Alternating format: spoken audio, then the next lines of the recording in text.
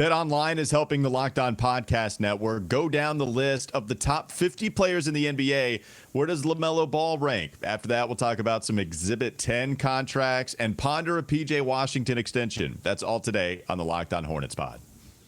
Locked On Hornets, part of the Locked On Podcast Network.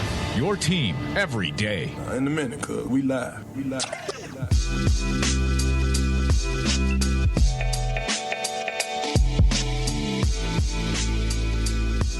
It's Locked On Hornets, a part of the Locked On Podcast Network. It's your team every day. Thanks for making us your first listen. We're free and available anywhere you get your podcast. And Doug, we are dedicated because we just went through all kinds of issues, a lot on my end. First, you were trying to fix some stuff, but really that was just you trying to get stuff ready for us. I've just had a whole bunch of problems, but we're dedicated to at least give you a show. Not on a Tuesday, but on a Wednesday. We're skipping a couple of days because we need content. The NBA season is about to be here. 20 days away, you said? So it's like we're inside 20 days away before we see some Hornets basketball? That's true. Man, that was a journey you just took us all on. You went behind the curtain. You went back in front of the curtain. Yeah, we're less than 20 days away. We've got Media Day coming up. It looks like the Hornets have already had their internal Media Day, and I saw some interesting tweets from one PJ Washington. So I want to talk about that a little bit later. But first, man, this some exciting news and a little bit of content here as we close out the summer. BetOnline doing a top 50 player list. Locked On's involved, and I'm curious as to where LaMelo is going to end up on this list. Yeah, where do you think he's going to end up? Because we don't have the rankings yet, right? No, we don't have the rankings yet. They're keeping it secret from us, even though we're involved. I've begged for these rankings. They said no, they're in a sealed vault with the formula to Coca-Cola and with the recipe for the original recipe chicken at KFC. So you're saying you're saying Nicolas Cage is going to help us get the back of this list because that's what it would take. That's what it would take. Yeah, getting Nicolas Cage involved would be the only way we can get this early. September 19th, I believe, is when we are actually doing this show that will be revealing these players 10 at a time on the Locked On NBA podcast. But yeah, I mean, in terms of where LaMelo is, I think he's absolutely going to be on the list. I don't think there's any question when you look at his offensive impact last season and the year before. Rookie of the Year, All-Star in his second season. That doesn't happen very often. I think both on potential and what he's already done, he is absolutely a top 50 player. Yeah. And I would say a threat to even be a top 25 player at this point in his career if they really look at, and I don't know what the sort of what they're using to make this list, but if they really rank potential in there, I think LaMelo is going to score high on that.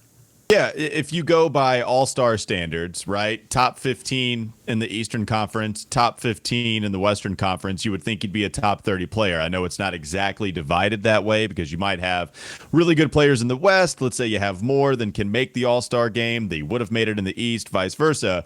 But LaMelo, all intents and purposes, should be a top 30 or top 30 player in the NBA. That's where I would imagine him threatening to be that top 25. Maybe they're kind of doing the whole Shaquille O'Neal top 50 greatest players of all time in 92 list where they're baking in the future for him a little bit. So that would, I think, propel him to a top 25 spot. Hell, if that's the case, they might even bring him all the way closer to 20. But I think that would be deserving, right? Top 30, top, maybe right at 25. That would make a lot of sense to me. And probably the only Hornet that would be on the list. I would imagine they leave out Miles Bridges. Gordon Hayward, Terry Rozier aren't good enough to make the top 50, in my opinion. So LaMelo probably going to be the lone Hornets representative here. And top 30, 25, I think that's about right. Yeah, I mean, well, you don't even really have to go completely on potential. I think if we were doing a complete potential list, then yeah, I mean, you'd probably see him closer, I think, to top 20. But if you look at his LeBron rating, which measures player impact, he was in the 87th percentile according to Basketball Index. Offensive LeBron, he was in the 94th percentile, so he's one of the best in terms of just pure offensive impact, is one of the best players in the league, and a lot of that comes from his facilitation. But I would say that he does so much on getting others involved that it probably hurts him a little bit on these type of lists that I think are always going to value those pure scorers like Trae Young, Damian Lillard. When you're talking about top guards in the league, it's going to be difficult for LaMelo to really truly ascend that list until he shows us a little bit more of that dominant scoring ability. I don't think he's ever going to be a Damian Lillard type scorer consistently, and he doesn't have to be because he's such a great passer, but we have to see a little bit more of that in this third season before I think he's ready to move into that kind of top 20 territory. I think he gets credit for that, though, because people that are Doug Branson voting on this list, they want to see the box score filled. They want to see the stat sheet actually matter. And LaMelo Ball does that in a lot more categories than if you were just scoring 25 to 30 a game. Yes, really impressive. But when you're going 27-7, that I think people like to see the box score light up like LaMelo does to really any stat sheet you look at after a game for him to average those type of numbers as young as he is. Yeah, I think we both expect to see him at least in the top half, close to it on this list at the age of 21. I mean, he just turned 21, which is why we are so happy that he was drafted, and we're hoping that the Hornets can capitalize on his presence here. Yeah, I mean, I would say some players that will probably he'd be tussling with. I mean, you could look at a guy. I mean, you could look at somebody that his age, Evan Mobley, wasn't drafted in the same year. Oh, that's a good one. I think that's a name. I think Pascal Siakam, he's kind of in that. I think he's probably in that sort of 25 to 30 sort of mid-tier. You're getting beyond the Devin Bookers, the Ja Morants. I mean, I thought Donovan Mitchell, we've been talking a lot about him and the potential for the Hornets to acquire him. They didn't. But I thought getting Donovan Mitchell would get you a top 20 player. And I think Donovan Mitchell is probably maybe is the 20th best player in the NBA. Like, he's right there. So I think, is he 5 players worse than Donovan? Yeah, I mean, that feels kind of right. I think there's probably 5 players that you could pick out that would separate him and Donovan Mitchell at this point. So I feel comfortable saying he's going to be somewhere in that 25 to 30 range. In fact, if he's any lower than 30, then I would just say this: BetOnline, your list is garbage. I appreciate you. Thank you for all the money. Continue to be our sponsor. We love you. But if he's under 30, then I start to question the legitimacy of what we're doing here. That is Doug Branson straddling the line. Too dangerous for the radio, by the way, is why they won't let me on. Well, you are straddling the line of corporate company man that brings home the money, left chair Doug, also trying to sit in the right chair and blast a list just because you can, and that's what Doug might do. I don't even know. Yeah, I'm blasting the list. I don't even know the list. I'm just saying a warning. If he's not top 30, then I don't know what we're doing here. Then watch out. I am interested, though, and this perhaps opens the opportunity to talk about the overall all-star question here, Doug, because if you think about it, I can think of Donovan Mitchell coming from the west to the east. I can think of DeJounte Murray coming over from the west to the east. Both of those guys are backcourt players. We know that Darius Garland is someone that I immediately thought of that could compete with LaMelo for a top spot. Where does Darius come in on this list compared to LaMelo? If LaMelo Ball this past year was a guy that was just on the outside looking in initially and then was that first reserve, does that still hold true with now DeJounte Murray playing defense, but probably not going to put up the stats that LaMelo is, but still certainly a threat? And Donovan Mitchell, you would kind of bank on him making the All-Star game, right? Like, where does that leave LaMelo in all of this? That could be an interesting question. Yeah, I wonder if we're overrating DeJounte Murray a little bit. I see some lists and they've got him top 25 already, and I don't know. I'm just let's wait and see how it works out with Trae Young. I'm interested in that, but defensively, he's insane. Like, he's going to turn you over, and he's going to create opportunities. So LaMelo Ball was excellent at turning people over last season. Well, DeJounte's different. I mean, nobody's going to say LaMelo's better than DJ. I didn't say he was, but he's 10 times the playmaker that DeJounte Murray is. Yeah, LaMelo offensively, no question. I would take LaMelo Ball, and I just was throwing it out there as a threat. I think LaMelo over DeJounte, and I think Donovan over LaMelo. I think that's what but DeJounte's in the better situation because the Atlanta Hawks acquired him because they thought, hey, here's an idea. Why don't we get 2 players that are in the top 50? I mean, to go back to the very beginning of this conversation, it is abundantly clear.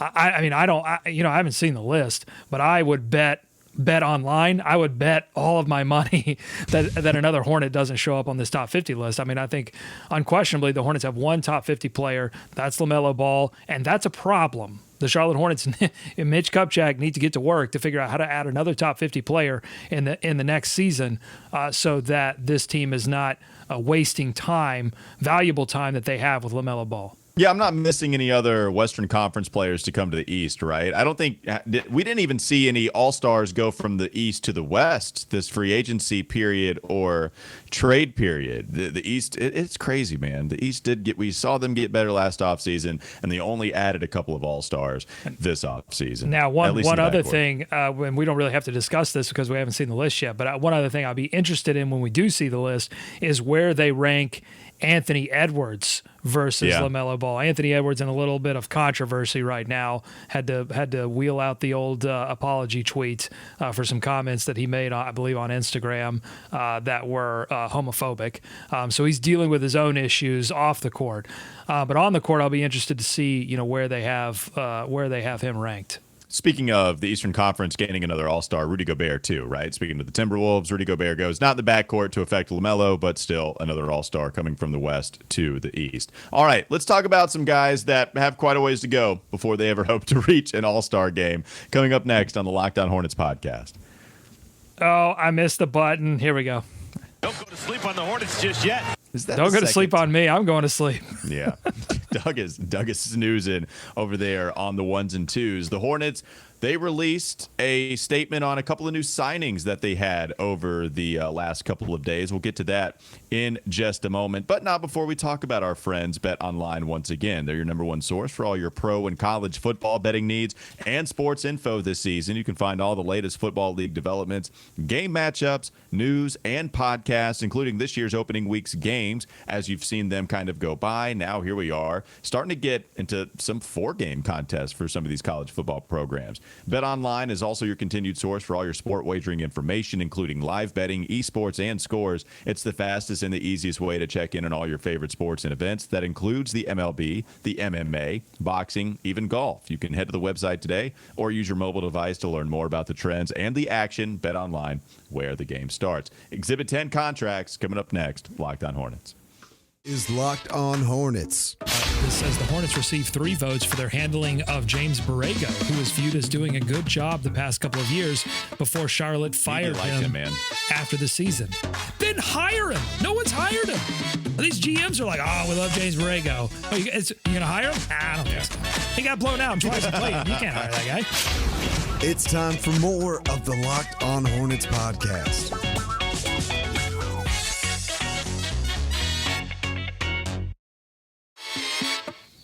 Thanks to Doug for pointing out to me that I just switched the Minnesota Timberwolves and moved them into the Eastern Conference. So a little bit wonky NBA divide now. I apologize for that. But doesn't it feel like the Timberwolves should play in the East? Like Minnesota, I mean, I think there's this group of teams in the Western Conference that I've always believed would be candidates, because there's a lot of rumors in the NBA that they're looking, possibly in the next 3 to 5 years to add another franchise.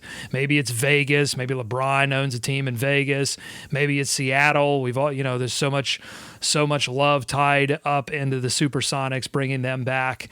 So if they do add 2 Western Conference teams, somebody has to come over to the Eastern Conference. I think Minnesota's a candidate. I think Memphis is a candidate. Like, why is Memphis in the Western Conference? Yeah, that doesn't Memphis make much is the sense to me. one. And New Orleans, I think, would be another team. So what I'm saying is I'm being a good partner here. I'm being a good right-sider and telling you that it's okay that you said that the Minnesota Timberwolves are in the Eastern Conference because it feels like they should be. Yeah, it does feel like they should be. On the other hand, I think I was just thinking of stars that changed teams this offseason, and then in that, I lumped Minnesota into the Eastern Conference. I apologize to the Minnesota Timberwolves. Let's talk about some Exhibit 10 contracts here, Doug, because the Charlotte Hornets have signed Jalen Crutcher, who we know from the Summer League session, Anthony DeRuigi, Jalen Sims, and Isaiah Whaley. Mitch Kupchak and the team announced Monday that they signed all of those guys, E10 contracts. I didn't see that here. I didn't see that was disclosed. It said, in fact, the terms of the deals were not disclosed, but they're pretty obviously E10 contracts. And an Exhibit 10 contract. That was the report. That was the report from Rod Boone, I believe, in the Charlotte. So you did see that. Okay. They were all E10 contracts. Okay, I was looking at what the team announced. But basically what an Exhibit 10 contract is too. It's a low-level contract that gives you some flexibility. You can decide to waive one of the players that you signed with no problem because they're non-guaranteed contracts, so that money does come off of your cap roll. You can convert that into a two-way if you want to as well. If you play in the G League, I think something like 60 days, something like that, then you are eligible for a $50,000 bonus that you'll be getting. So just low-level contract for these guys that the Hornets don't have to keep on their payroll if they decide to let them go. A couple of different things you can do with it. Crutcher is the most interesting name here, Doug, because we saw him this summer league session. Not exactly great in the handful of games that they played, but also this roster wasn't constructed very well. No, he wasn't. And in fact, wasn't constructed very well. Jalen Crutcher, I thought got better. I mean, he was one of the players that did get better as the summer league season, as it were, wore on. I mean, he was playing better in those final couple of games, but in the first 3 games, I thought it was just absolutely miserable and turning the basketball over and probably being asked to do things that he should not have been asked to do. Isaiah Whaley also on that summer league team, but we didn't get to see. He may have played some fringe minutes there at the end, but I don't really recall seeing Whaley out on the floor all that much. UConn grad, Pride of Gastonia, went to my alma mater of Ashbrook. I think he was disqualified his freshman season, if I read correctly. And a lot of hometown cooking with these signings, by the way. Yeah, I think he did play a season at Ashbrook and then ended up going to a prep school in Charlotte. But anyway, I'll claim him. Pride of Gastonia. There you go. Him and who's the other guy that I'm always thinking of, that I'm always Daryl Armstrong is the other one. Daryl Armstrong, Daryl Armstrong, absolutely. I say that unironically. He was 6th man of the year. He was really good, and I think he even has an all-star under his belt. James Worthy, obviously, Ashbrook grad. But there's, oh my goch. I don't know the other one. It's the big center that we always speculated. Man, wow. It is truly Wednesday. The big center, I don't know. I'll think of it. Oh, here's what's going to happen. I will think of it in the 3rd segment and then scream it at the top of my lungs randomly. Okay. Did any of these guys pop out to you? I mean, Jalen Crutcher is the only one, right? I guess he has an outside shot at getting some minutes in the backcourt this year, but not really, I would say. It still would have to be, in my opinion, an Isaiah Thomas. Elfrid Payton, if they did bring him in, he would certainly get the nod over a Jalen Crutcher or one of these other guys. So it still remains to be seen what they do with that backup point guard spot, Doug. They brought back Cody Martin. They haven't done anything else. We know that center was a problem. They drafted Mark Williams. We know that backcourt depth was a problem, and they haven't really done anything there. We've had these rumors that, hey, maybe the Hornets could bring this guy on.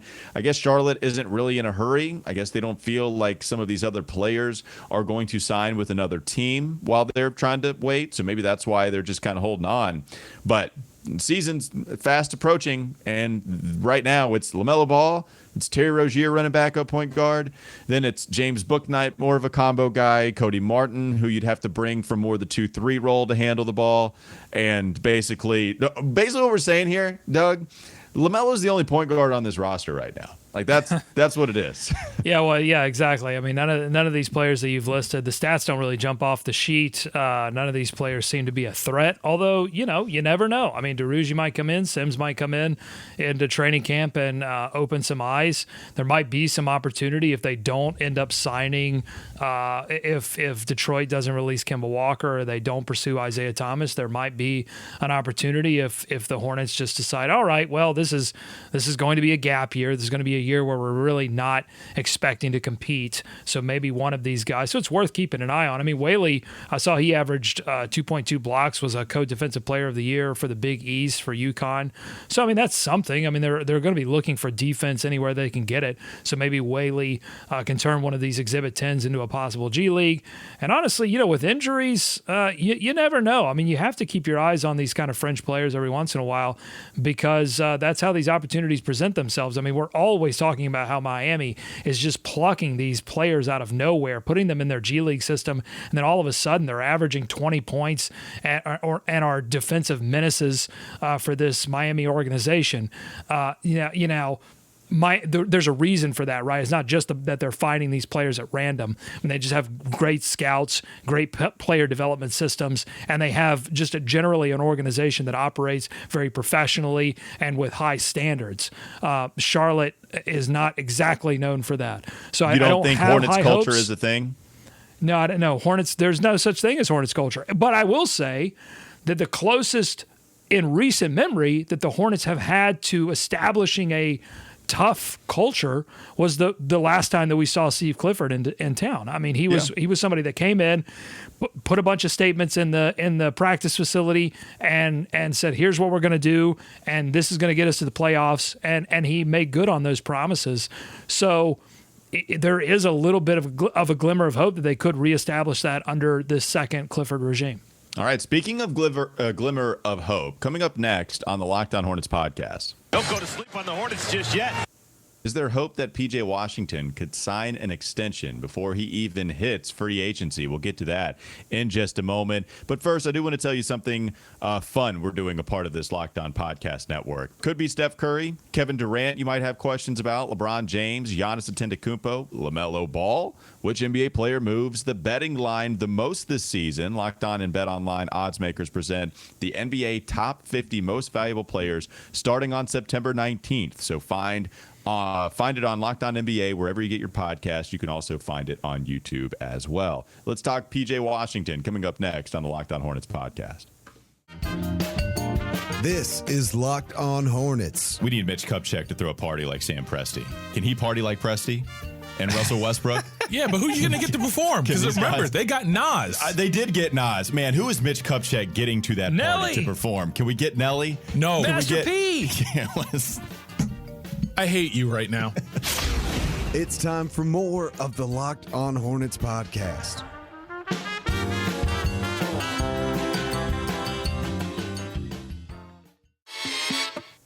Back on the Locked On Hornets podcast. PJ Washington, Doug. Hassan Whiteside.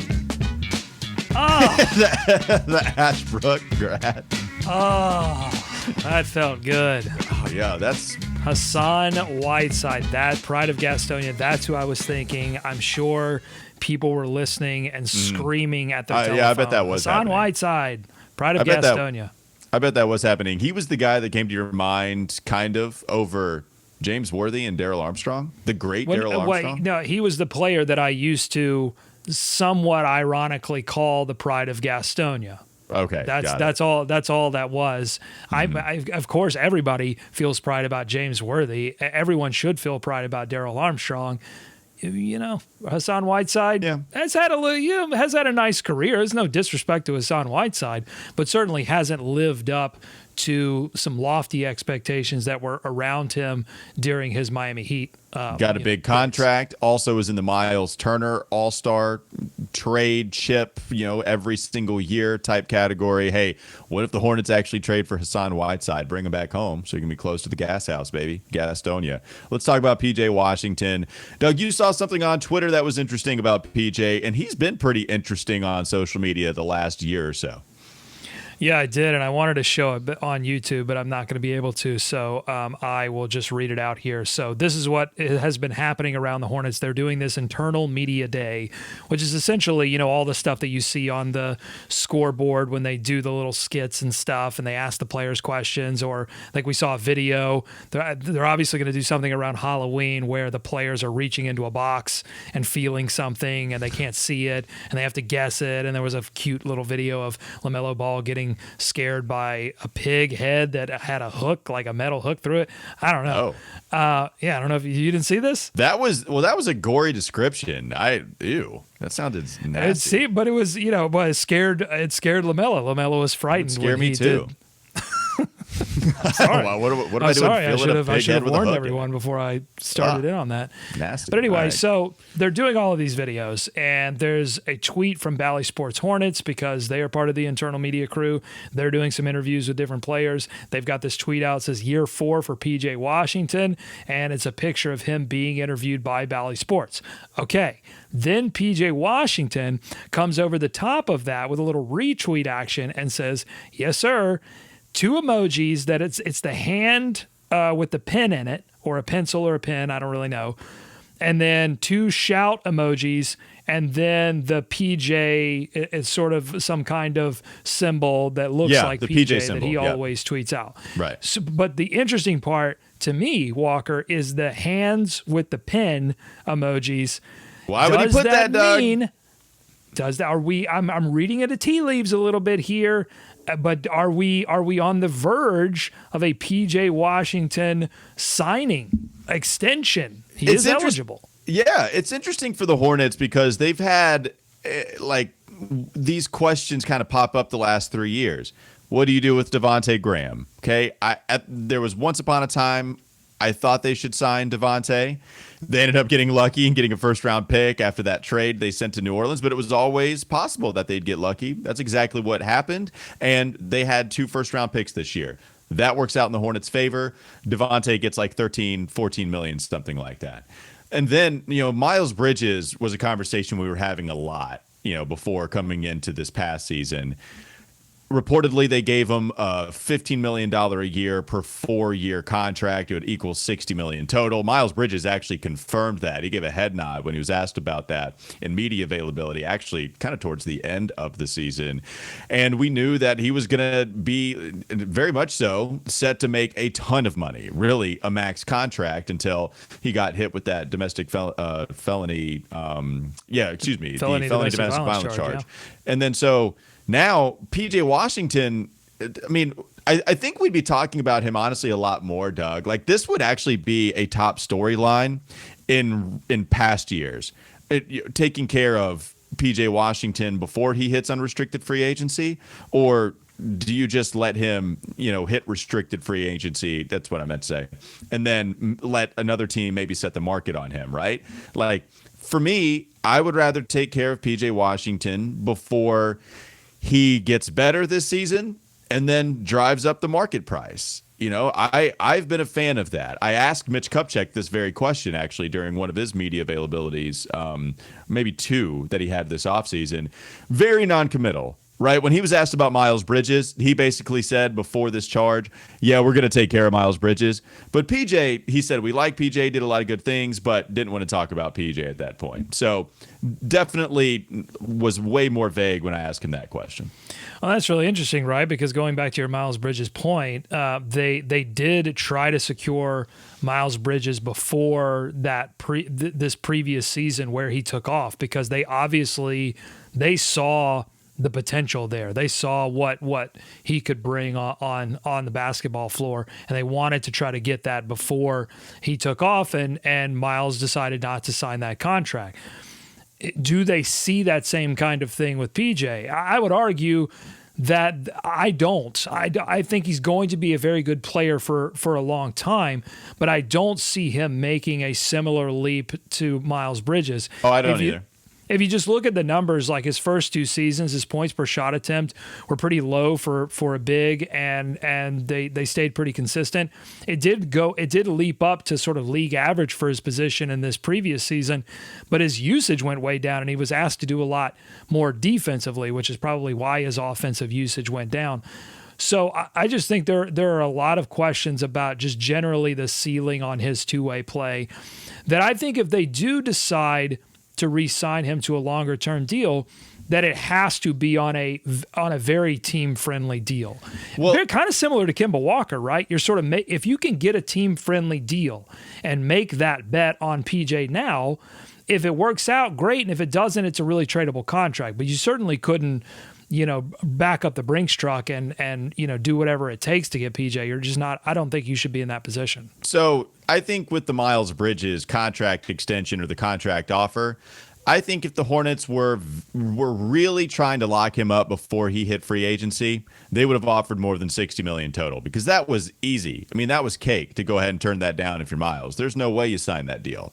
I don't care if it's clutch. I don't care what agency works for him. You're turning that down. So it really wasn't that much of an effort to try to lock in Miles Bridges. They were always going to let him hit. They were doing. We talked about this at the time. They were doing the same thing that they did with Kemba Walker, putting something out there and going, "Oh man, I hope he takes it because we really feel like he could be a very good player, and we can get a little sweetheart deal here. And Kemba took it, and Miles didn't. And will they offer that same kind of? Do they feel like it's even necessary to offer that same kind of sweetheart deal to PJ Washington? That's the question. My question is, how serious are they about keeping PJ? Do they make that same contract offer to the point where PJ's not going to take it?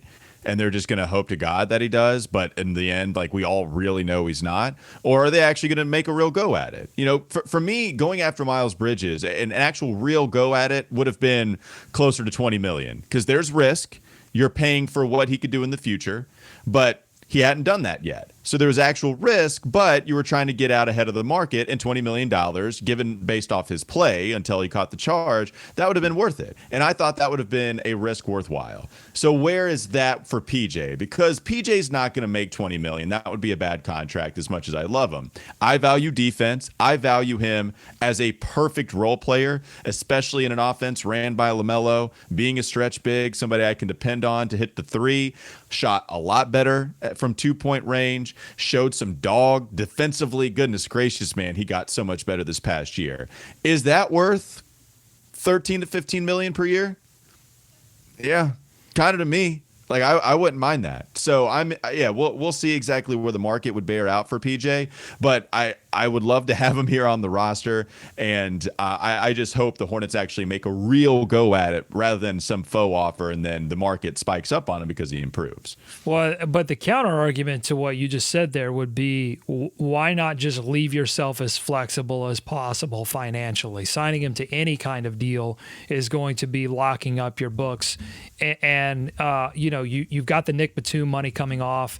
We don't know what's going to happen with Miles Bridges, but it doesn't look like they're going to be investing a lot into that situation. So there's going to be there's potentially could be a lot of flexibility in your books coming up. You did draft Mark Williams, so maybe you took care of a lot of those defensive problems. We'll see after this season how they feel about that. So I think the counter argument is, look, we like PJ, love what he brings to the team, but it's not such that we feel like it's necessary to absolutely retain those now instead of letting this season play out and just competing with the rest of the market. You know, another thing real quickly is that this salary cap, it's going to spike within the next couple of years because of this TV deal. And so It's funny, even if you extend some of these contracts to these guys that look big now, they're going to be just fine. Now, smart agents are also going to keep that in check and say, wait, I know what the money's going to do here in a couple of years. So no, we're not signing this. Like, to me, Doug, I think that Miles Bridges contract extension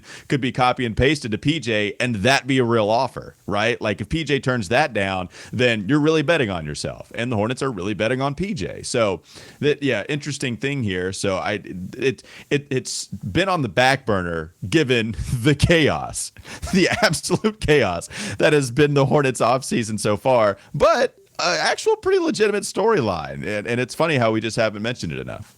Yeah, well, and this, I think it's going to continue to be a storyline, especially if PJ Washington, secures a starting spot at the beginning of this season and raises the level of his game. Then how long do the Hornets wait? I think that's always the really interesting part of these kind of negotiations is when do you start this conversation, and when does it become too late for that player, because the player obviously has proven their value and now wants to go seek what they can make out on the market. So it's going to be interesting to watch. Yeah. But it's nice. The idea that you're going to have PJ Washington super motivated regardless coming into this season, I think is a positive for the Charlotte Hornets. Yeah, and by the way, $15 million a year puts him at about like the 100th highest paid player. He's kind of in that neighborhood. We know there's bad contracts that are making a lot more than that should not be, and we know there's rookie scale contracts where guys should be making more, but that would be kind of in line, around the 100 spot of the top paid salaries in the NBA. All right, that'll do it for the Locked On Hornets podcast. Thanks for joining us and making us your first listen every day. We very much so appreciate it. Now make your second listen Locked On NBA. It's your daily 30-minute update on everything taking place within the association. You can check it out anywhere you get your podcasts. That includes YouTube as well. Thanks so much for joining us once again, and have a great rest of your day.